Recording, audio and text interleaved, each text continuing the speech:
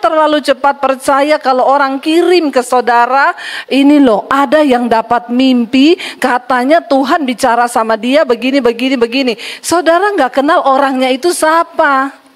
Apa kabarnya hari ini? Iya, luar biasa ya. Walaupun lagi ada banyak masalah, namun kita tetap mau bilang luar biasa. Karena kita punya Tuhan yang luar biasa. Iya, Bapak Ibu, sebenarnya apa sih inti dari kekristenan itu? Kita datang beribadah setiap hari Minggu, kita menonton khotbah, kita membaca firman. Cuma satu tujuannya, supaya kita mengerti kehendak Tuhan. Katakan, amin. Ya, tidak ada yang lebih penting dari itu. Ketika kita mengerti kehendak Tuhan dan kita menghidupi kehendak Tuhan itu, maka itulah kebahagiaan kita. Saya melihat banyak anak muda di sini. Ya, anak muda enggak usah coba-coba bikin jalan sendiri. Berjalanlah di jalannya Tuhan, cari tahu kehendak Tuhan, karena itu kebahagiaan di dalam hidup kita. Percayalah, tidak ada kebahagiaan lain selain ketika kita mengerti kehendak Tuhan, lalu kita berjalan di dalam kehendak itu. Kehendak Tuhan itu bukan berbicara tentang, oh enggak ada masalah. Kehendak Tuhan itu bukan berbicara tentang, oh hidup ini enak-enak terus, berkat banyak, uang banyak. No. Mengerti kehendak Tuhan, sekalipun engkau di dalam lembah kekelaman, kalau engkau tahu itu kehendak Tuhan, engkau bisa berbahagia. Makanya Daud bisa menulis Mazmur, sekalipun aku dalam lembah kelam, apa dia bilang? Ku tak takut sebab kau besertaku. Waktu kita hidup dalam kehendak Tuhan, di situ ada penyertaan Tuhan. Enggak peduli seberapa sulit jalan itu, asal itu kehendak Tuhan, berjalanlah. Dan saya berdoa supaya itu menjadi kerinduan kita semua untuk memahami kehendak Tuhan. Karena di dalam hidup ini ada begitu banyak jalan tentunya. Tapi hanya satu jalan yang akan membawa hidup kita ini berbahagia, yaitu jalan Tuhan. Dan saudara percaya enggak kalau Tuhan itu masih berbicara, Tuhan itu masih menuntun, Tuhan itu masih mau memberitahu kepada kita tentang jalan-jalan Tuhan. Jangan gagal fokus, enggak usah lihat orang baru datang, lihat saya saja. Orang Kristen tuh kepo sukanya ya. Cuma orang lewat dilihatin. Sudah gagal fokus kan, bagaimana mau fokus sama jalan Tuhan coba? Ya, fokus sama saya aja dengar khotbah, nggak bisa. Ada orang lewat. Alias kepo. Ya, jangan kepo, amin. Kepo Tuhan aja, kita kepoin Tuhan aja. Ya. Apa itu rencanamu Tuhan? Apa kehendakmu Tuhan? Ya. Mari kita buka bersama Mazmur 25. Kita baca ayat yang ke-12 saudara. Mazmur 25 ayat yang ke-12 sampai ayatnya yang ke-15. Ayat yang ke-14 ya. Mazmur 25 ayat 12 sampai dengan ayat yang ke-14. Baca bersama dengan suara keras 1, 2, 3. Siapakah orang yang takut akan Tuhan? Kepadanya Tuhan menunjukkan jalan yang harus dipilihnya. Ayat berikutnya, ayat 13 dikatakan, 1, 2, 3. Orang itu sendiri akan menetap dalam kebahagiaan dan anak cucunya akan mewarisi bumi. Ayat 14. Tuhan bergaul karib dengan orang yang takut akan Dia dan perjanjiannya diberitahukannya kepada mereka. Saudara, ketika engkau membaca ini, kita mau nggak ini terjadi? Ayat 12 tadi berkata, siapakah orang yang takut akan Tuhan? Kepadanya Tuhan menunjukkan jalan yang harus dipilihnya. Dalam hidup ini penuh dengan pilihan, iya Pak ya. Ya, kalau bicara soal pilih jodoh apalagi ya, anak-anak muda di sini, di depan kita tuh banyak sekali jodoh yang dibentangkan. Ya, tapi ingat jangan salah memilih, jangan bilang cinta itu buta, cinta itu pret. Amin. Ya. Jangan mabok cinta ya.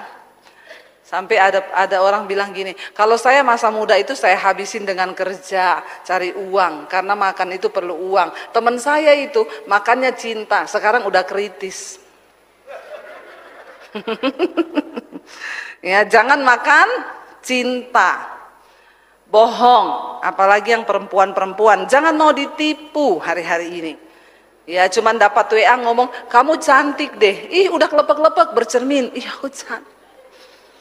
Kelihatan banget jati dirimu belum pulih. Ya, orang kalau jatinya udah pulih, mau dipuji mau kagak terserah. Saya percaya saya itu berharga di mata Tuhan. Amin. Ya, jangan lepek-lepek cuma karena pujian jatuh cinta. Ya, lalu akhirnya nekat. Ya, kemarin saya lihat satu berita kejadian baru-baru bulan Agustus ini di Tangerang, dua pemudi bunuh diri di satu apartemen. Ya, waktu diketok-ketok nggak dibuka, ternyata dibuka paksa sudah mati bersama. Lalu mereka menulis surat wasiat meminta supaya mereka dikuburkan bersama-sama. Ternyata karena tidak disetujui hubungannya sama orang tua. Bisa begitu loh, ya pikirannya itu loh. Kenapa iblis ada di balik semuanya? Kalau orang dalam terang Tuhan tidak mungkin seperti itu. Ya, nggak mungkin saudara. Bayangkan cuma karena nggak disetujui. Ya, minum potas sama-sama, tulis surat wasiat, jangan meminta kepada pihak polisi tidak usah mengusut kasus mereka karena mereka memang bunuh diri sengaja karena mereka mau sehidup semati. Minta dikuburkannya bersama-sama. Tapi keluarga perempuannya bilang, maaf, saya tidak bisa memenuhi permintaan dari mereka karena yang wanita akan dibawa pulang ke kampungnya. Kita lihat, hari-hari ini iblis bekerja begitu luar biasa. Tuhan dikatakan akan menunjukkan jalan yang harus kita pilih. Jalan Tuhan tidak selalu mulus. Ya, jalan Tuhan tidak selalu rata, tetapi itu yang terbaik. Dan kita harus memilih jalan Tuhan itu. Saya ketika bertobat, saya bilang sama Tuhan, saya tidak mau nikah. Saya mau melayani Tuhan saja. Saking saya jatuh cinta sama Tuhan. Ya, saya hanya mau hidup untuk Tuhan saja. Tapi satu kali ketika saya berdoa, saya dapat suara Tuhan yang berkata begini, kamu terlalu cantik untuk tidak menikah. Masalah buat lo. Kayaknya Anda keberatan ya saya ngomong begitu. Ya. Lalu saya bilang, oke Tuhan, kalau saya menikah, saya berdoa. Bagi saya pernikahan adalah untuk menggenapi rencana Tuhan. Amin. Saya tidak mau menikah kalau saya salah menikah. Jadi saya minta Tuhan yang tunjukin jodohku, karena bagiku pernikahan itu semata-mata untuk menggenapi rencana Tuhan. Jangan sampai saya menikah, terus suami saya menggagalkan rencana Tuhan atas hidup saya. Mending gak usah kawin, gak usah nikah. Atau sebaliknya, engkau menikah, akhirnya istrimu menggagalkan rencana Tuhan atas hidupmu. Banyak orang dulu pelayanan, begitu menikah gak pelayanan lagi. Kenapa? Karena tidak satu visi, gak satu hati. Ya, suaminya marah-marah kalau dia ke gereja. Makanya kita berdoa. Ada banyak hal di hidup ini yang kita harus pilih. Saya sudah banyak ketemu orang Kristen konseling akibat masalah yang terjadi dalam kehidupan orang Kristen kebanyakan karena salah pilih jalan. Itu aja masalahnya, salah pilih jodoh. Salah semua. Salah ambil keputusan.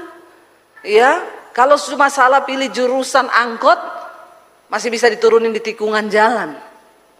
Salah masak nasi, ya masih bisa. Ada orang bilang apa daya, nasi sudah jadi bubur. Bubur dikasih kerupuk, dikasih ayam, kasih bawang goreng jadi bubur ayam.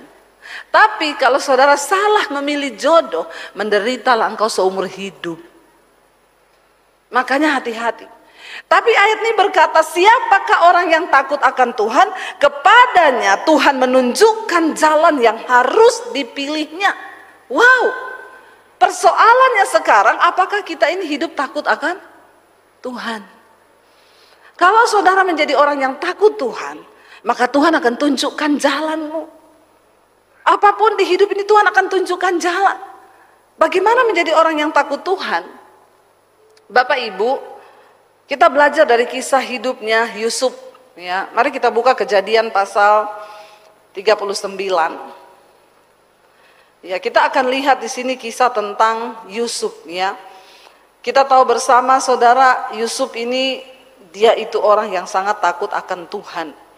Ya, luar biasa. Singkat cerita, Yusuf disayang oleh papahnya, lalu keluarganya iri sama dia, lalu mereka mencoba membunuh dia, lalu mereka bilang gini, kalau kita bunuh dia kita nggak dapat apa-apa, rugi, dia cuma mati. Jadi lebih baik kita jual dia, lumayan dapat duit. Ya, mereka jual Yusuf, mereka pulang pura-pura bawa jubahnya Yusuf dikasih darah domba, lalu bapaknya tanya, Yusuf mana? Nih, jubahnya Yusuf sudah berdarah, dia diterkam sama singa. Bapaknya nangis, padahal mereka jual Yusuf. Lalu akhirnya singkat cerita, Yusuf berada di rumah Potifar. Yusuf adalah seorang yang takut akan Tuhan. Saudara dengar baik, waktu engkau hidup takut Tuhan, sekalipun orang lain merancangkan yang jahat atas hidupmu, tapi Tuhan sanggup mengubah yang jahat itu menjadi baik. Sekalipun orang mengutuk hidupmu, Tuhan sanggup mengubah kutuk menjadi berkat.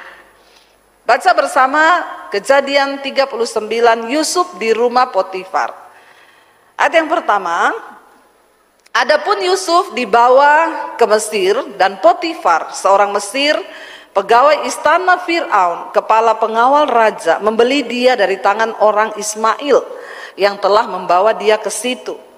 Ayat 2, tetapi Tuhan menyertai Yusuf sehingga ia menjadi seorang yang selalu berhasil dalam pekerjaannya, maka tinggallah ia di rumah tuannya orang Mesir itu, orang yang takut akan Tuhan. Apapun yang dikerjakan oleh tangannya dibuat Tuhan berhasil. Lalu dia tinggal di rumah Potifar orang Mesir itu. Ayat 3, setelah dilihat oleh tuannya bahwa Yusuf disertai Tuhan dan bahwa Tuhan membuat berhasil segala yang dikerjakannya, buat sampai orang melihat bahwa hidupmu itu disertai Tuhan. Orang bisa nggak lihat hidup kita disertai? Bisa. Buktinya Potifar melihat bahwa Yusuf sangat disertai Tuhan. Kalau Yusuf bisa disertai Tuhan, kira-kira kita bisa nggak Bapak Ibu? Bisa. Minta pada Tuhan hari ini, Tuhan, aku mau menjadi orang yang takut akan Tuhan. Dan biar orang lain melihat hidupku disertai Tuhan. Dari mana orang bisa melihat hidupmu disertai Tuhan? Yang dikerjakan oleh tanganmu, Tuhan akan buat itu berhasil. Sehingga orang melihat. Bisa saudara minta. Kalau Yusuf Tuhan lakukan seperti itu pada hidup Yusuf, minta supaya Tuhan juga lakukan itu dalam hidup kita. Lalu di sana dikatakan, ayat yang keempat, karena Potifar melihat Yusuf disertai Tuhan, ayat 4 baca bersama, maka Yusuf mendapat kasih tuannya dan ia boleh melayani dia. Kepada Yusuf diberikannya kuasa atas rumahnya dan segala miliknya pada kekuasaan Yusuf. Saya mau tanya, berarti Yusuf ini menjadi orang yang dipercaya. Hati Potifar percaya 100% kepada Yusuf. Sehingga dikatakan, maka Yusuf mendapat kasih ya. Yusuf mendapat kasih dari tuannya itu. Dan saudara, ya dia diberi kuasa. Atas segala miliknya diserahkannya dalam kekuasaan Yusuf. Semua diserahkan. Kecuali satu, tante Potifar. Tidak boleh Yusuf menguasai, karena itu istri Potifar. Ayat yang kelima berkata di sana, sejak ia memberikan kuasa dalam rumahnya atas segala miliknya kepada Yusuf, baca bersama. Di sana dikatakan Tuhan memberkati rumah orang Mesir itu karena Yusuf, sehingga berkat Tuhan ada atas segala miliknya, baik yang di rumah maupun yang di ladang. Wow saudara, waktu kita hidup menjadi orang yang takut Tuhan, bahkan orang lain pun diberkati, kecipratan berkat dari hidup kita. Katakan Amin. Ya. Puji Tuhan. Orang lain menikmati berkat dari hidup kita. Dikatakan di sana, sejak Yusuf menerima kuasa dalam rumah Potifar, semua yang dipunyai orang Mesir itu diberkati Tuhan. Lalu ayat yang berikutnya dikatakan di sana, segala miliknya diserahkan pada kekuasaan Yusuf, dan dengan bantuan Yusuf ia tidak usah lagi mengatur apapun selain dari makanannya sendiri. Adapun Yusuf itu manis sikapnya dan elok parasnya. Yusuf ini kelakuannya baik, juga mukanya ganteng, mirip-mirip suami saya. Ya. Saudara, sudah kelakuannya baik, ya, parasnya elok, siapa yang nggak mau ambil mantu laki-laki begini? Iya nggak ibu-ibu? Kalau punya anak cewek mau nggak angkat cowok seperti Yusuf jadi mantunya? Ya, sudah kelakuannya baik, takut Tuhan, disertai Tuhan. Saya bilang sama anak-anak saya, cari jodoh itu yang benar. Nomor 1, takut akan Tuhan. Kita nggak cari yang kaya, jangan cari yang punya jabatan, tapi cari orang yang takut Tuhan. Kalau tanda-tandanya seganteng apapun, sekaya apapun, dia nggak takut Tuhan, say goodbye, putus saja. Ya, itu sudah harga mati. Ya, saya bilang jangan sampai kamu jatuh sama laki-laki yang salah. Ketemu cowok merokok, putus dulu, suruh dia berhenti rokok dulu. Amin. Yang cewek-cewek di sini, kau punya pacar merokok, putus. Ya, jangan sampai nanti kau sudah menikah, uang buat beli beras nggak ada, habis buat beli rokok. Jadi jangan sampai engkau dibodohi. Dan apa yang dikatakan di sana? Ya, Tuhan memberkati isi rumah dari Potifar. Karena Yusuf itu disertai Tuhan. Dia itu elok parasnya, manis kelakuannya. Coba yang cowok-cowok di sini dan kita semua, ayo kita mau jadi orang yang kelakuannya baik. Orang itu saudara, kalau kelakuannya baik, walaupun mukanya pas-pasan, kelihatan bagus. Iya Pak ya? Yang mukanya pas-pasan bilang amin. Amin, ya saya juga amin gitu ya. Karena saya merasa saya ini juga pas-pasan. Ya, pas dilihat suami saya pas cantik. Ya, kan pas-pasan, nggak apa-apa toh, pas-pasan menurut ukuran kita toh. Ya, kalau kelakuanmu itu baik, itu akan menunjang mukamu yang pas-pasan. Ya, sudahlah, kita ini semua pas-pasan karena kita ini bukan standar internasional, kita ini SNI. Ya, NS itu ya mukanya, hidungnya agak masuk ke dalam, ya kulitnya agak sawo mateng, yang penting jangan sawo busuk. Ya, sudah memang seperti inilah kita ya, standar nasional Indonesia. Tapi ya, sekalipun kita ini pas-pasan, kalau kelakuannya baik, percaya nggak, nasibmu itu bisa baik. Karena perubahan nasib selalu mengikuti perubahan karakter. Waktu karaktermu berubah, kelakuanmu baik, maka nasibmu juga berubah. Nasib itu bukan Tuhan yang buat. Di hidup ini ada dua, ada takdir, ada nasib.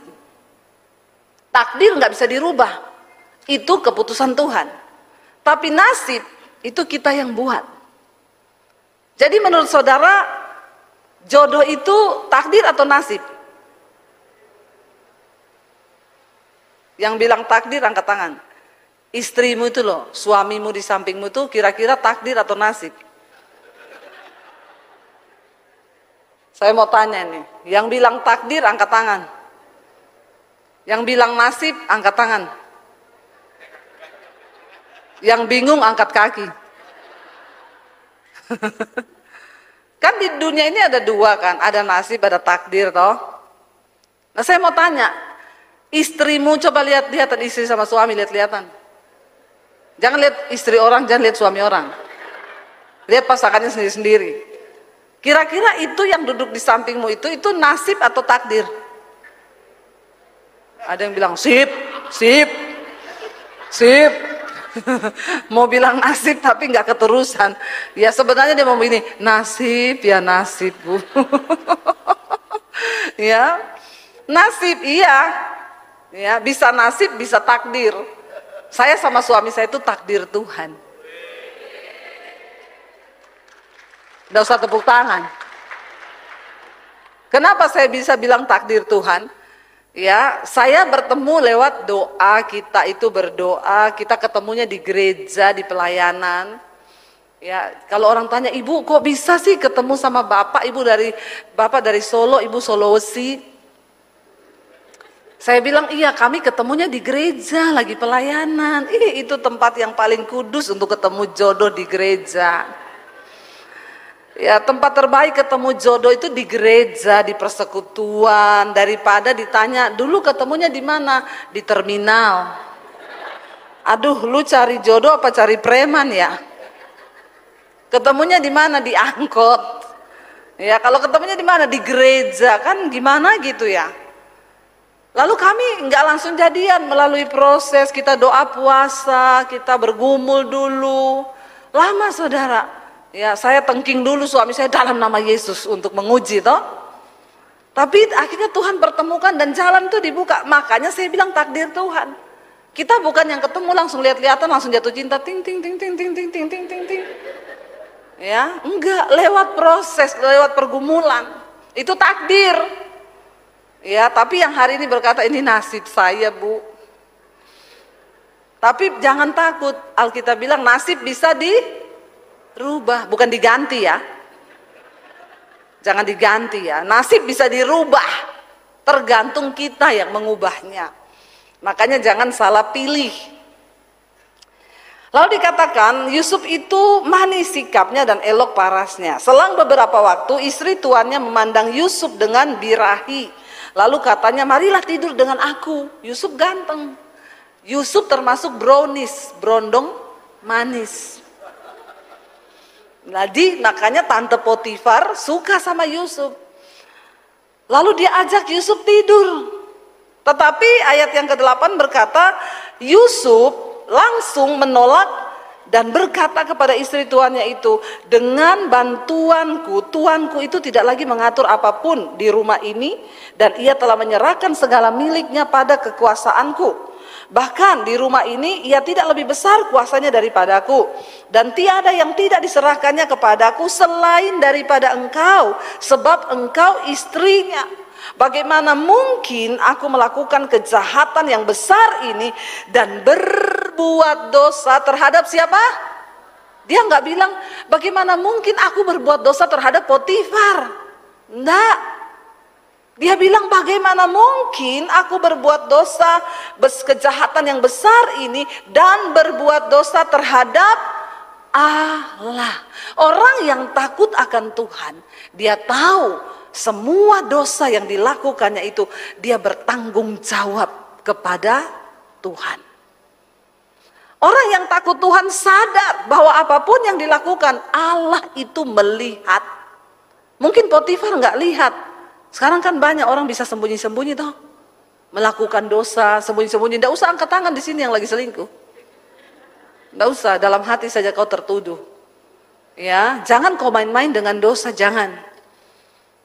Beberapa waktu lalu ada jemaat Misbah Doa bersaksi, Bu Debi saya mau bersaksi. Suami saya itu tadinya kami hidup biasa saja, dia bekerja biasa saja, keuangan kami juga biasa saja, pas-pasan. Lalu suami saya ini berdoa supaya dapat pekerjaan yang lebih baik. Tapi ketika suami saya ini masih pas-pasan, dia itu takut Tuhan, Bu. Kami doa sama-sama tiap malam ada mesbah doa dengan keluarga.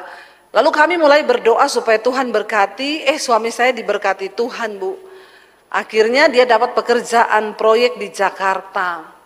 Lalu suami saya mulai bolak-balik Jakarta ke desa, ke kampung, ke kotanya. Ya, Jakarta kota, Jakarta kotanya. Lalu istrinya ini merasa aneh, saudara. Ya, istri itu kan pasti tahu perubahan suami. Dia merasa suami saya ini kok beda gitu ya. Lalu dia terus berdoa, dia pikir itu iblis sekali. Mereka memang diberkati ekonomi keluarganya, langsung ya puji Tuhan lah.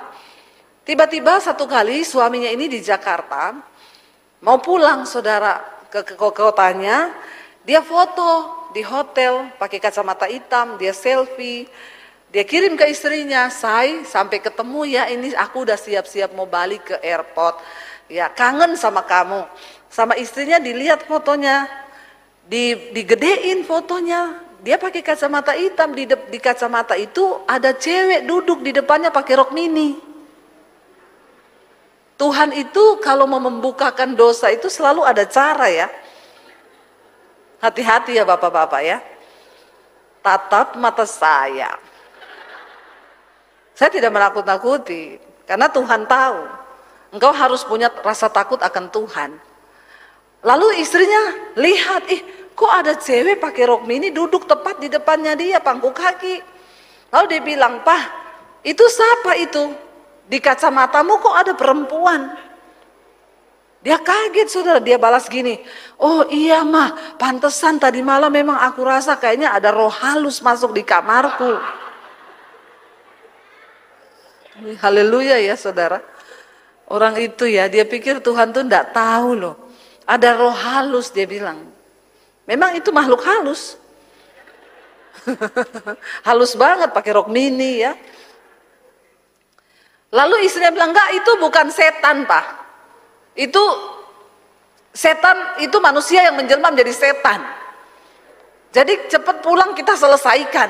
Bayangkan saudara, mau pulang. Itu kalau pilot pesawatnya nggak jadi landing, terbang lagi. Cit, langsung terbang lagi. Soalnya ditunggu istrinya, penjelasannya. Akhirnya dia pulang. Tadinya dia bantah terus, "Dah, aku tuh enggak tahu." "Iya bener tuh enggak ada loh, kenapa bisa ya?" Istrinya bilang, "Aku tuh berdoa. Memang akhir-akhir ini aku sering mimpi kamu tuh melakukan gini. Akhirnya dia berdoa buat suaminya, lalu suaminya nangis, dia ngaku. Kalau iya, selama ini dia kalau ke Jakarta awalnya hubungi teman orang Kristen pelayanan di gereja. Lalu akhirnya biasanya mereka ngopi, tiba-tiba mulai, "Ayo kita coba-coba lihat ini loh." Pergi ke kafe, pergi naik klub, lihat cewek-cewek nari-nari begitu. Lama-lama ceweknya dibawa pulang ke hotel. Hati-hati saudara, pergaulan yang buruk itu merusak kebiasaan baik. Jangan bergaul dengan orang-orang yang akan merusak hidupmu.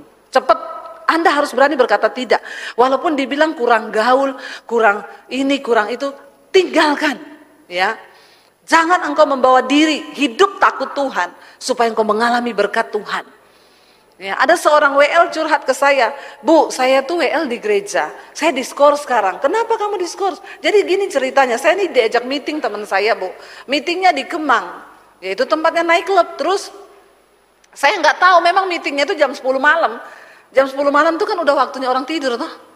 Kenapa kau baru keluar? Kau kelelawar atau manusia?" Ya, dia baru pergi meeting. Lalu sampai di sana, "Bu, saya nggak tahu kalau itu naik klub. Saya dikasih minum, Bu. Ternyata itu wine." Saya bilang, "Jadi waktu kamu minum wine itu, kamu pikir itu teh tawar?" "Iya, saya dijebak, Bu. Akhirnya saya mabok." "Oh, jadi kamu dijebak sampai mabok?" "Iya, Bu. Waktu saya lagi mabok, ada cewek-cewek begitu di belakang saya, peluk-peluk saya, pakai baju seksi, difoto sama teman saya, diupload. Lalu ketahuan orang gereja, saya diskors, Bu. Jadi kamu dijebak sampai mabuk, terus kamu difoto." Saudara, menurut saudara ada orang dijebak sampai mabuk? Hah?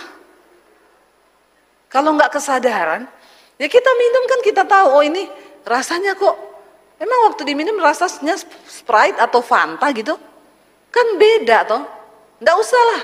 Pura-pura. Terus sekarang masalahnya apa? Gini loh Bu, orang Kristen itu ya, apalagi pendeta ya, sok rohani loh. Masa saya baru sekali gitu aja udah diskors, ya? Terus mau apa? Padahal kan Alkitab berkata, Yesus aja duduk sama pelacur loh. Terus saya bilang gini, maaf ya, Yesus memang duduk sama pelacur, tapi itu pelacur yang bertobat dan dia mau dengar pengajaran Yesus. Tapi Yesus tidak pergi ke tempat pelacuran seperti kau. Lalu kau duduk dengan pelacur. Kau tuh jangan putar-putar balik ayat ya. Orang-orang sekarang itu banyak putar-putar balik ayat saudara. Apalagi yang menganut kasih karunia, kita ini di zaman kasih karunia, mau hidup kita kayak apapun juga tetap Tuhan itu selamatkan kita. Nggak usah sok suci, nggak usah sok rohani. Saya bilang kamu kan WL, itu pelacur bertobat datang sama Yesus. Kalau kamu sudah bertobat tapi melacurkan diri, itu beda ya, kamu diskor syukur, bertobat, berubah. Saudara, hidup takut akan Tuhan. Ya, akhirnya yang tadi istrinya itu yang lihat di kacamata, dia bilang akhirnya saya berdoa, Bu, Tuhan lebih baik kami miskin lagi daripada kami kaya, suami saya kaya tapi hidupnya seperti ini. Tuhan ambil pekerjaan itu. Enggak lama sebulan kemudian suaminya kehilangan pekerjaan, saudara. Tapi nggak ada pekerjaan, akhirnya duduk lagi di kaki Tuhan, mesbah lagi, dan mereka hidup takut Tuhan lagi. Tapi istrinya berdoa lagi, Tuhan kalau Tuhan mau kasih pekerjaan, kasih di tempat yang baik, jangan di luar kota, mau sekota sama suami. Tiba-tiba suaminya dapat pekerjaan, langsung ditempatkan di posisi yang tinggi. Bapak Ibu, ketika engkau takut akan Tuhan, Yusuf takut Tuhan, dia tolak langsung Tante Potifar. Ya, walaupun pada akhirnya kita tahu ceritanya Yusuf di penjara, karena pasti Om Potifar akan membela istrinya. Saya mau tanya, kira-kira Potifar kenal nggak siapa Yusuf? Kenal. Tadi Alkitab bilang Potifar melihat Yusuf disertai Tuhan. Kira-kira Potifar kenal nggak siapa istrinya? Bapak-bapak, engkau kenal nggak istrimu? Atau kenal istri tetangga? Ya, pasti orang yang paling mengenal istrinya itu siapa? Suami. Kalau Tante Potifar sampai menggoda Yusuf yang masih muda, ganteng, berarti memang kan Tante Potifar ini tipe tante macam apa?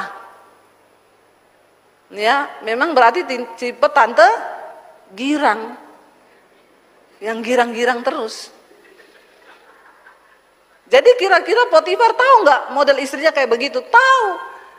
Tapi pada akhirnya Potifar di depan semua orang, dia harus membela martabat keluarganya dan dia harus mengorbankan Yusuf yang dia tahu bahwa Yusuf hidup takut Tuhan.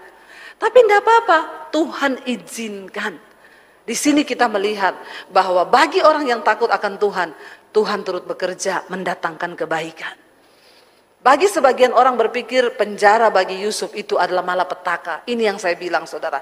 Jalan Tuhan, ternyata penjara merupakan jalan Tuhan bagi Yusuf untuk dia bisa masuk ke istana Raja Fir'aun.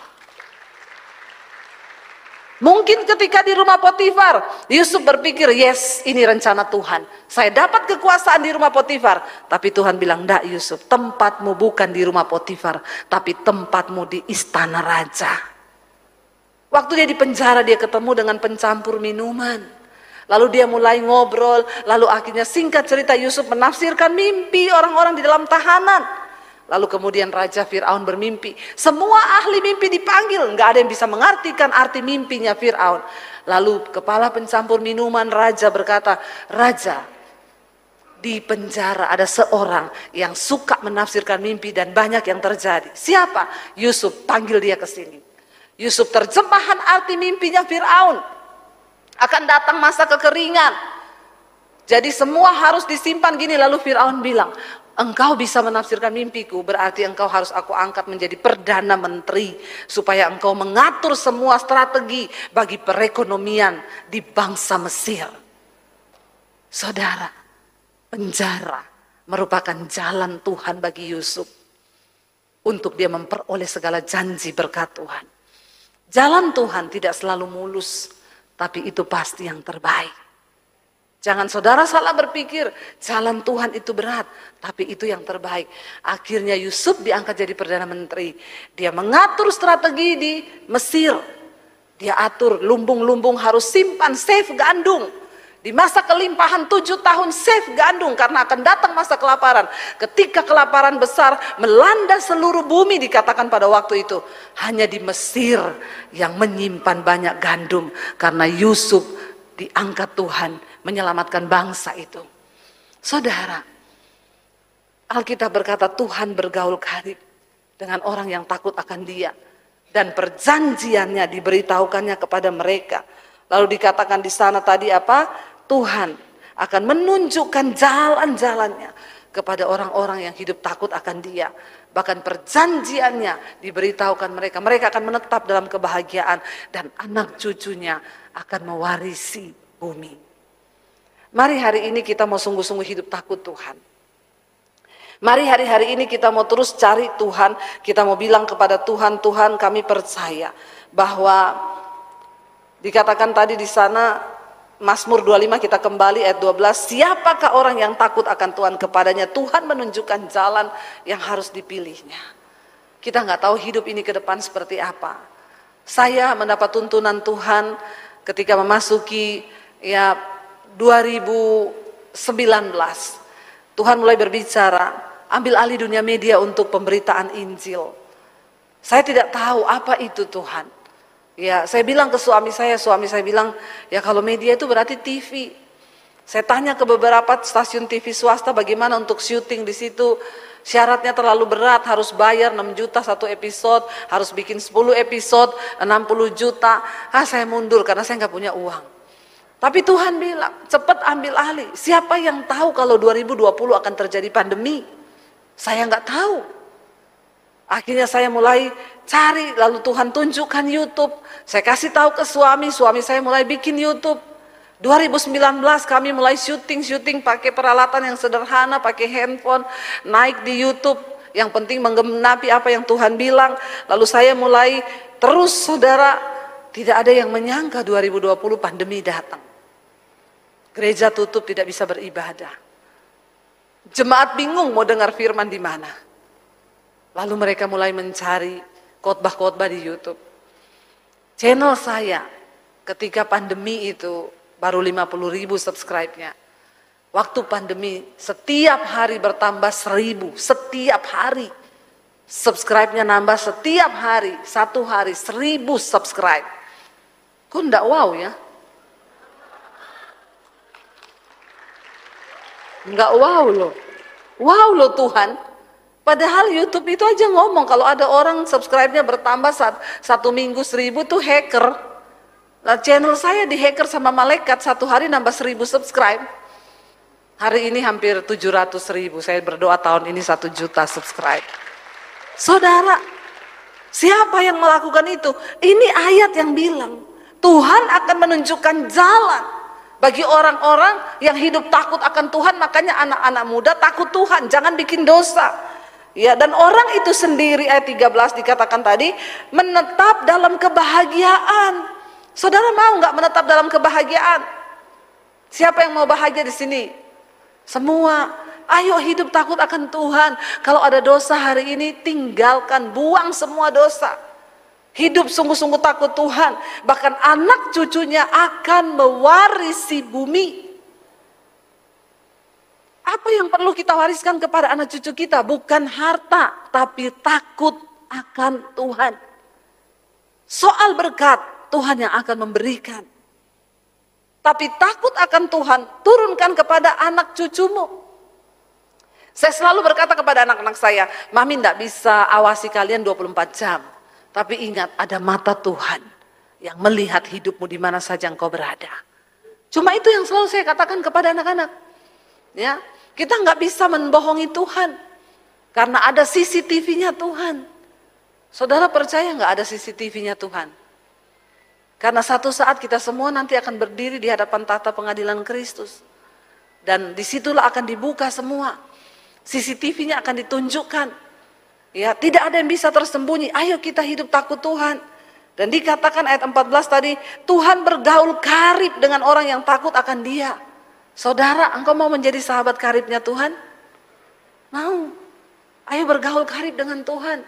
Bangun hubunganmu dengan Tuhan. Dengerin firman, dengerin khotbah, baca Alkitab. Banyak dekat dengan Tuhan. Kenapa saudara? Waktu Tuhan bergaul karib dengan orang yang takut akan Dia, perjanjiannya diberitahukannya kepada mereka. Wow enggak? Kalau Tuhan ngasih tahu sesuatu yang belum terjadi. Itu wow banget, dan itu kerinduan kita. Tapi syaratnya juga yang berikutnya ayat 15 berkata, baca bersama, mataku tetap terarah kepada Tuhan sebab Ia mengeluarkan kakiku dari jaring. Bagaimana supaya kita itu benar-benar hidup takut Tuhan? Biar mata kita terus tertuju kepada Kristus. Jangan beralih kepada yang lain Bapak Ibu. Jadikan Tuhan sebagai satu-satunya Tuhan dan Juru Selamat di dalam hidup kita. Saya percaya waktu kita hidup takut Tuhan, maka Tuhan yang pelihara hidup kita, kita tidak usah takut. Tadi saya katakan, ingat, mata Tuhan menjelajah ke seluruh bumi, melihat orang baik dan orang jahat. Ada CCTV-nya Tuhan. Ya, satu kali suami saya kehilangan kredit card. Lalu kita ingat, aduh terakhir dipakai di mana kredit card itu. Lalu saya ingat, waktu hari Sabtu kita ke asuransi, ke PT asuransi, ya kredit card itu di fotokopi untuk di auto debit setiap bulan. Pasti ketinggalan di sana. Saya telepon sekretaris dari perusahaan asuransi itu. Saya mau tanya Mbak, kemarin Sabtu kamu fotokopi kredit card suami saya kan? Iya Bu, ada ketinggalan nggak? Oh enggak ada Bu, kan saya udah kasih sama Bapak waktu itu. Jadi enggak ada ya Mbak? Enggak ada, kita cari-cari juga enggak ada. Akhirnya saya lapor ke bank. Lalu bank itu cek, dia bilang kapan hilangnya Bu? Pokoknya Sabtu dan enggak ada.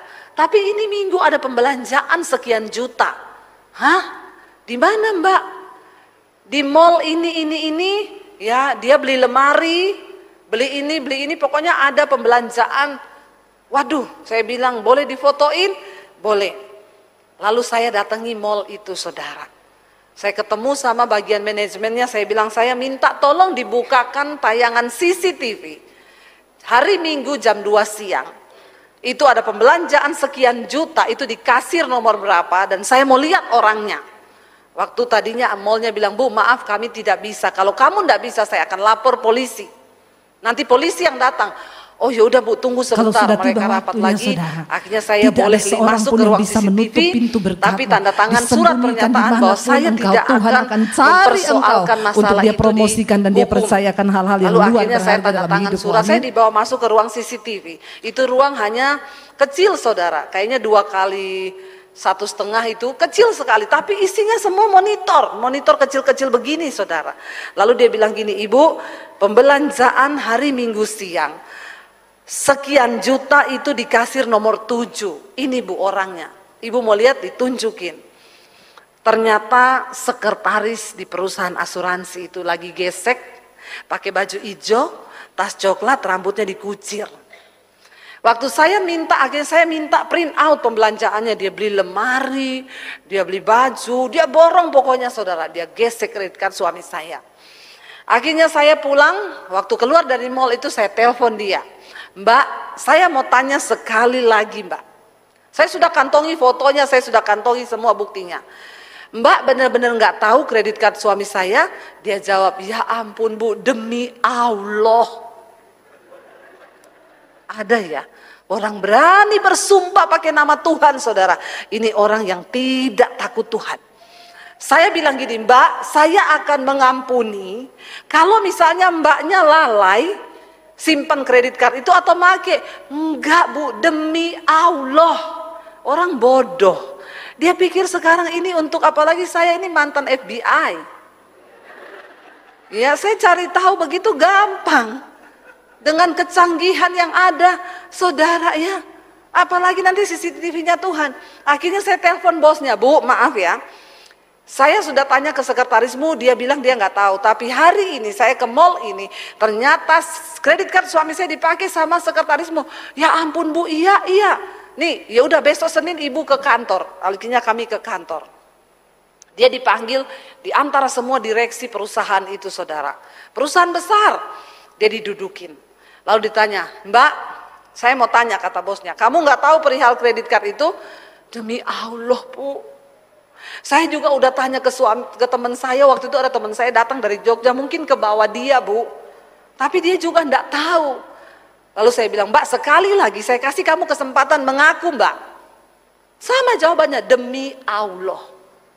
Akhirnya saya buka semua buktinya, Mbak, ini foto siapa? Kamu pakai baju hijau, pakai tas coklat, rambutmu dikucir, kamu belanja sekian juta, ini bukti pembayaran. Kamu beli lemari, ada alamat pengiriman pakai rumahmu.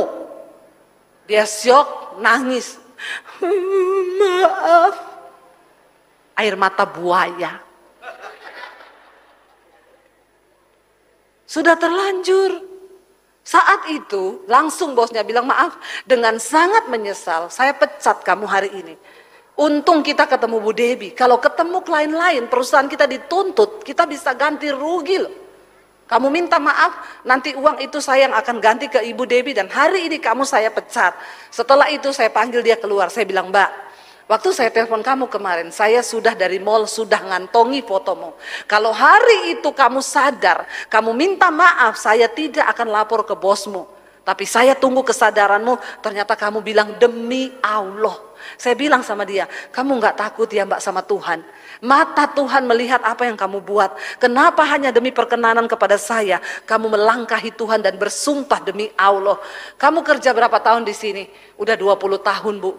Kamu denger ya, semua orang tidak akan mengingat kebaikanmu 20 tahun. Mereka akan ingat pencuri kredit card.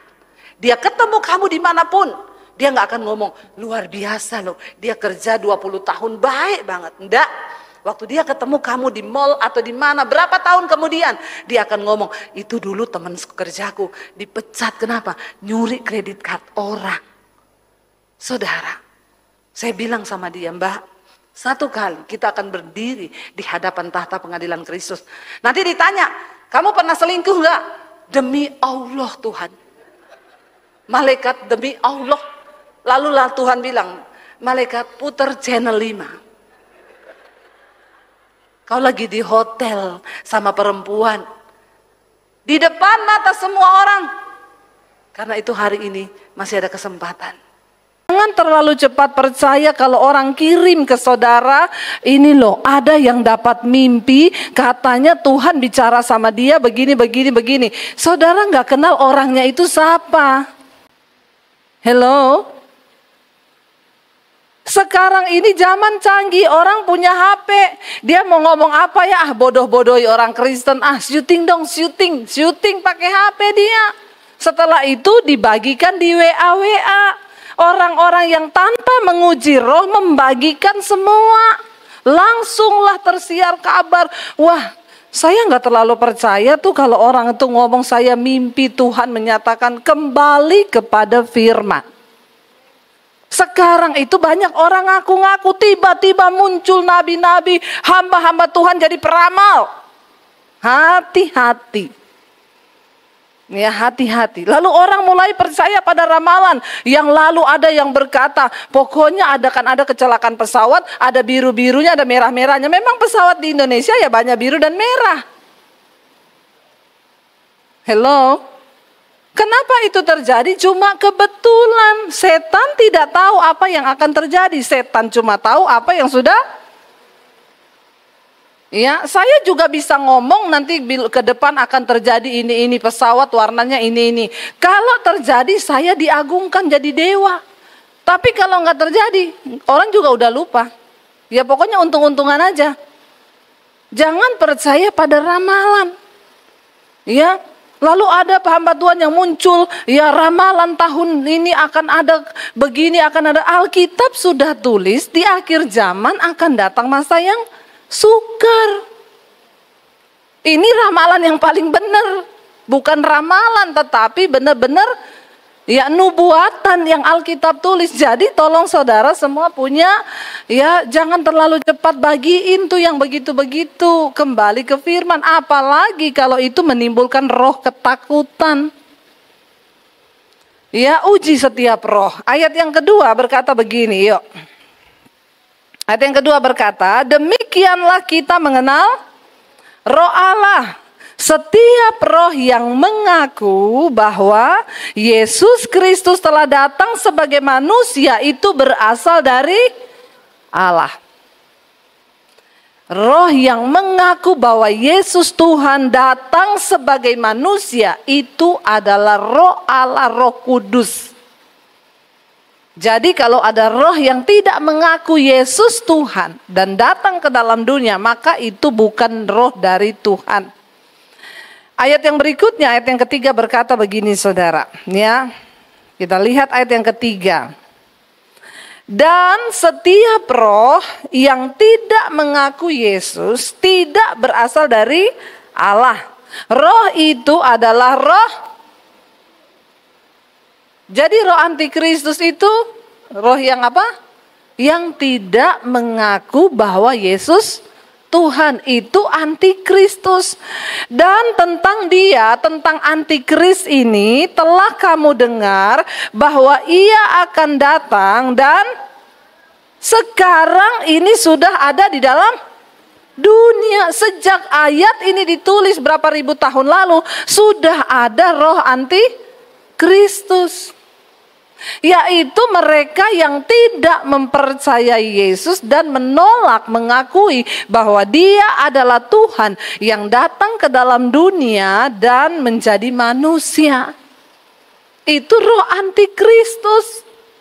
Jadi saya berharap saudara, pemahaman kita akan dibuka hari ini tentang antikristus itu siapa dan apa yang akan terjadi. Ayat yang keempat berkata begini, yuk.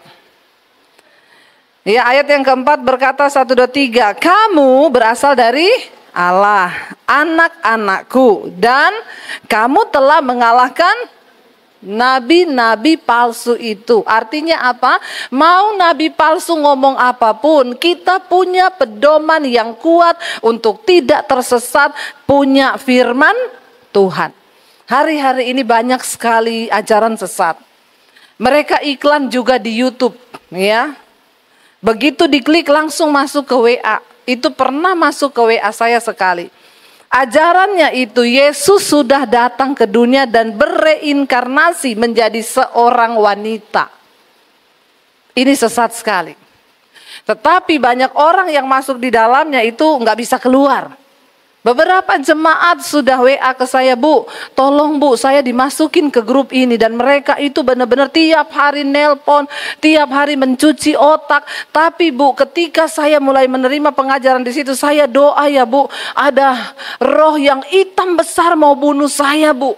Itu saya kayak mau dicekik, saya bilang kamu cepat keluar dari situ. Itu bukan dari Tuhan. Ajaran yang keluar dari firman Tuhan itu bukan dari Tuhan. Mana ada Yesus sudah datang dan bereinkarnasi menjadi wanita. Itu di mana ayatnya? Tapi banyak loh orang Kristen yang tersesat. Ayat ini berkata kamu adalah anak-anak Allah dan kamu telah mengalahkan nabi-nabi palsu itu dengan apa? Iman kita kepada Kristus. Iman kita adalah iman yang mengalahkan dunia. Karena itu orang yang sungguh-sungguh percaya Yesus tidak takut dengan kematian sekalipun. Karena ketika kita percaya pada Yesus, kita beriman ada kehidupan di dalam kekekalan. Tidak usah takut. Ya, ayat 4 masih, sebab roh yang ada di dalam kita, di dalam kamu itu lebih besar daripada segala roh yang ada di dalam dunia ini. Ingat itu baik-baik, roh Allah yang ada di dalam kita lebih besar dari segala roh yang ada di dalam dunia ini, termasuk roh ketakutan. Roh ketakutan itu roh. Tuhan berkata begini, Allah tidak memberikan kepada kita itu roh ketakutan, tapi roh yang membangkitkan kekuatan. Saudara, ketakutan itu roh. Jadi jangan main-main dengan ketakutan. Hari-hari ini ada begitu banyak orang yang tidak bisa tidur karena ketakutan. Saya dapat WA dari seorang teman, Bu, ada seorang jemaat punya anak masih kecil, tiap jam 2 malam bangun menangis. Menangis sampai sesegukan. Ditanya sama orang tuanya, kenapa kamu nangis nak? Takut mati. Saudara lihat, umur 10 tahun, tiap malam gak bisa tidur nangis ngomong takut mati. Ini pekerjaan roh. Di balik virus corona ini ada satu roh yang sedang bekerja di akhir zaman, yaitu roh ketakutan. Dan benar Alkitab Yesus berkata, di akhir zaman kamu akan mendengar berita-berita yang menakutkan dan akan ada banyak yang mati karena ketakutan. Hati-hati saudara. Ya, tidak usah dengar berita-berita yang menakutkan. Tiap hari yang saudara dengar corona. Apa itu corona didengar terus?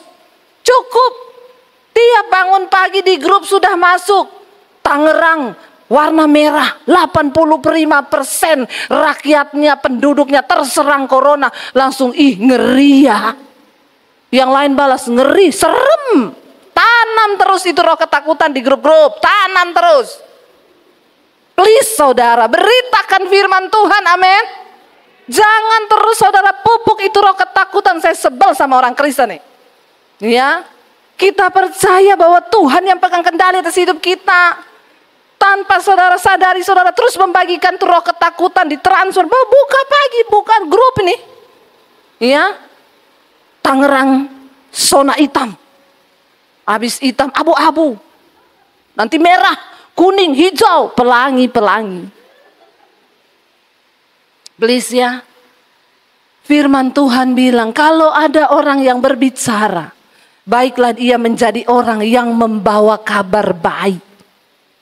Ya, kalau sudah begitu saya balas, hidup mati kita di tangan Tuhan, tidak usah takut. Balas lagi, tapi berhikmat, Bu. Orang Kristen sekarang bersembunyi di balik kata hikmat. Apa itu hikmat? Takut akan Tuhan. Kalau kamu takut Tuhan, kamu gak takut mati. Bilang amin. Kalau masih takut mati berarti tidak takut Tuhan. Itu aja. Takut Tuhan gak takut mati. Takut mati pasti tidak takut bertobat. Stop, kasih berita-berita yang menakutkan. Saya tidak pernah nonton TV, puji Tuhan, haleluya 12 kali. Memang dari dulu gak senang nonton TV. Ada orang yang TV dipanteng di kamar tidur. Tiap hari dia tonton yang mati-mati terus. Kuburan tiap hari dia lihat di rumah. Dari pagi sampai malam yang dia lihat orang dikubur, orang pakai baju APD, dikubur lagi, mati ambulans. Setiap hari otak saudara diisi seperti itu. Saya marah loh ini. Benar saudara, orang Kristen ini kebangetan. Hati-hati, filter apa yang kamu dengar, kata firman Tuhan. Ya, roh ketakutan sedang merajalela hari-hari sampai anak kecil. Saya bilang sama ibu itu, Bu, bilang sama mamahnya, ini kenapa anak itu jadi begitu? Ini mamahnya tuh ya, masih di rumah gini, corona loh, cuci tangan, corona loh, corona. Tiap hari yang diomongin di rumah corona. Bagaimana anak tidak bangun jam 2 malam menangis sesegukan? Kasihan kan saudara. Waktu anak saya kena corona, kita puji Tuhan satu keluarga sudah kena corona. Jadi di dalam tubuh saya sudah ada corona itu. Saya bilang sama anak saya, nomor 1 jangan takut. Kita satu rumah nyanyi, memuji Tuhan, jangan ada yang takut. Kalau belum waktunya mati, gak ada yang mati. Tapi kalau sudah waktu ya siap-siap aja.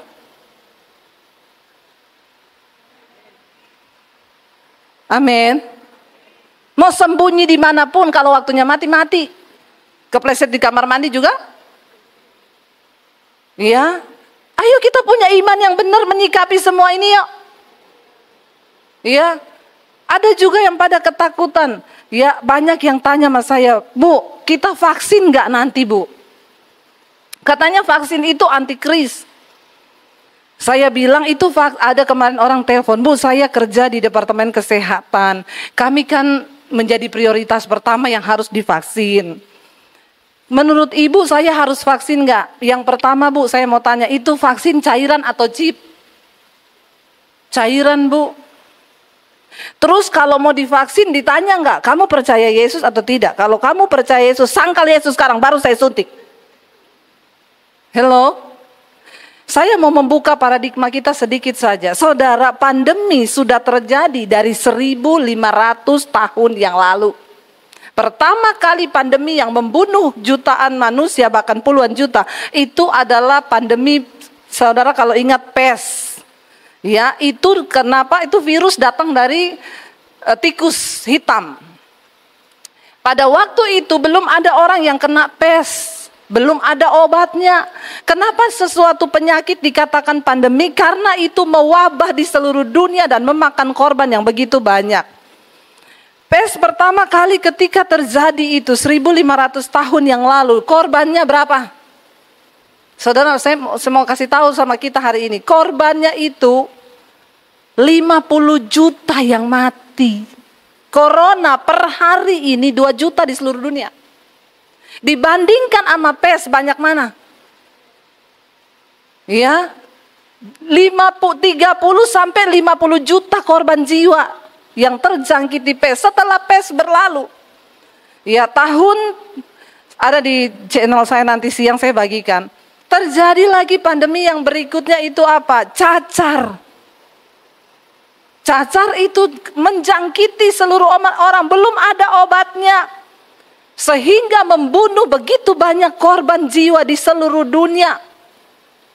Setelah cacar selesai, berapa ratus tahun kemudian ada yang namanya kolera. Kolera itu juga membunuh hampir 20 juta orang di dunia. Banyak saudara, ini corona baru 2 juta per hari ini loh.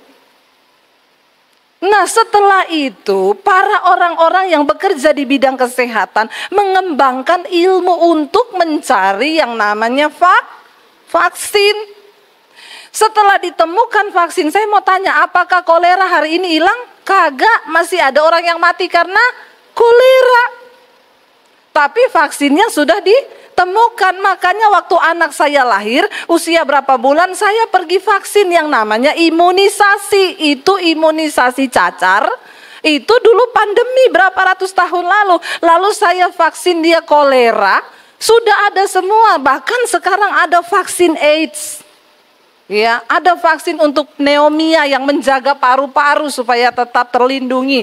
Karena ilmu dari kedokteran. Lalu orang tanya, vaksin itu apa, Bu? Vaksin adalah penyakit, itu virus yang sudah dilemahkan lalu disuntikkan ke badan kita. Karena tadinya tubuh kita tidak mengenal ini corona, ini virus atau apa. Nah, setelah kita divaksin, tubuh kita jadi kenal waktu virus dimasukin, tapi virus yang melemah, sudah tidak punya kekuatan. Tubuh kita, antibodi kita membaca, oh ini penyakit, mereka serang. Dan virus ini memang sudah lemah, jadi tidak bisa menginfeksi. Nah, tujuannya kenapa? Nanti kalau ke depan virus itu masuk yang lebih kuat, tubuh kita sudah kenal, ini penyakit, diserbu sama dia. Jadi nggak kalang kabut. Cuma kuncinya corona ini nggak ada obatnya. Kami waktu satu keluarga kena nggak ke dokter. Karena memang tidak ada obatnya. Selama nggak sesek, nggak usah, kita di rumah aja makan yang enak. Terutama jangan stres. Karena corona ini obatnya cuma imunmu yang bisa perangi. Nah, kalau saudara ketakutan, imunmu stres. Jadi ada virus masuk, imunmu sudah pusing di dalam kelenger karena kamu ketakutan.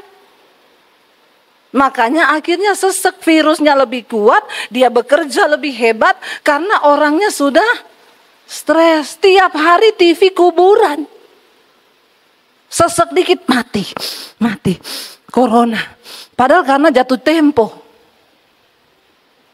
Seseknya bukan karena virus, karena jatuh tempo mendekati tanggal. Saudara, yuk kita mengerti kebenaran. Ini roh antikris ini apa nih, masih ada? Kita berasal dari Allah, roh yang ada dalam kita itu lebih kuat, ya. Lebih besar daripada roh yang ada di dalam dunia ini. Ya, lalu kita lihat ayat yang berikutnya, ayat yang kelima berkata begini, saudara. Mereka antikris itu berasal dari dunia. Kita mengenal lebih dalam tentang antikris nih ayat ini. Mereka tuh berasal dari dunia. Sebab itu mereka berbicara tentang hal-hal dunia. Dan dunia mendengarkan mereka. Jadi kalau saudara tiap hari yang saudara bicarakan cuma urusan dunia, berarti apa? Hati-hati, ya hati-hati. Orang tiap hari yang dipikirin cuma dunia. Nggak bisa tidur mikir harta. Mikir ke depan bagaimana, uang masih puluhan miliar, udah nggak bisa tidur. Karena mikir keadaan mau resesi, bagaimana saya hidup. Itu roh antikris. Cuma takut, khawatir. Apa yang ada dalam dunia? Keinginan daging, keinginan mata, keangkuhan hidup. Itu bukan berasal dari Bapa, melainkan dari dunia. Jadi orang yang hidup hanya memikirkan keinginan mata, keinginan daging, keangkuhan hidup, dia itu sudah dihinggapi roh antikris. Hati-hati. Mereka berasal dari dunia. Sebab itu mereka berbicara tentang hal-hal dunia. Dan dunia mendengarkan mereka. Saya percaya satu saat akan ada pemerintahan antikris di mana kita semua nanti akan semakin merucut menjadi satu mata uang dan semua akan serba sulit, itu akan datang. Tetapi roh itu sudah mulai bekerja dari sekarang. Orang-orang yang akan terseret ke sana ikut mereka nanti sudah mulai kelihatan, yang cuma mikirin dunia terus. Dan engkau lupa menyembah Tuhan. Bukankah hari-hari ini banyak orang Kristen yang meninggalkan iman dan lebih suka takut tiap hari daripada percaya Tuhan? Itu udah roh antikris yang bekerja. Mari kita taruh iman kita kepada Tuhan. Ya, iman itu benar-benar percaya. Jangan pernah takut, saudara. Yang terakhir, ayat yang ke-6. Kalau kita, ini adalah dikatakan ayat 6, kami berasal dari Allah. Ayat yang ke-6, tolong multimedia. Butuh kopi multimedianya. Kami berasal dari Allah. Barang siapa mengenal Allah, ia mendengarkan kami. Barang siapa tidak berasal dari Allah, ia tidak mendengarkan kami. Itulah tandanya roh kebenaran dan roh yang menyesatkan. Orang yang gak suka dengar kebenaran, itu rohnya sesat. Bisa dibilang antikris. Kalau saudara gak mau dengar hal-hal tentang kebenaran, ada sebagian orang itu yang begitu. Ya, nggak suka dengar yang keras-keras, nggak suka dengar firman Tuhan. Ya, jangan kirim-kirimin sama saya tuh khotbahnya Bu Debbie Basir itu terlalu keras. Hidup ini nggak usah terlalu kudus, biasa-biasa aja. Itu tanda-tanda orang itu begitu, menyesatkan. Kalau engkau itu rohmu dari Allah, engkau mendengarkan orang-orang yang berbicara atas nama Tuhan yang mengajarkan kita untuk hidup menjadi serupa dengan Kristus. Tapi orang yang tidak suka dan lebih memilih kesenangan dunia, maaf, tanda kutip, jauhi orang yang begitu. Karena roh itu bisa transfer. Amin. Jadi hari ini saudara mengerti ya, yuk kita semakin mendekat pada Tuhan. Antikris itu roh. Ya, soal vaksin Alkitab berkata tunduklah kepada pemerintah karena pemerintah itu adalah wakil Allah. Kalau engkau dimintai vaksin, vaksin itu imunisasi. Kayak saya vaksin anak saya cacar, kolera, TBC, itu semua sudah ditemukan. Dan apa yang terjadi sekarang belum ada apa-apanya seperti apa yang terjadi dulu. Tetapi ini adalah waktu-waktu pemurnian. Kalau ada sebagian orang yang berkata kiamat masih lama, oke, kiamat masih lama, tapi yang namanya mati bisa datang kapan saja. Karena itu mari kita bertobat, hidup dalam kebenaran. Enggak usah dibawa ribet, ya. Kita percaya Tuhan meluputkan kita dari hal-hal, ya. Ini antikris sudah bekerja dari sejak kapan? Dari sejak dulu rohnya sudah ada.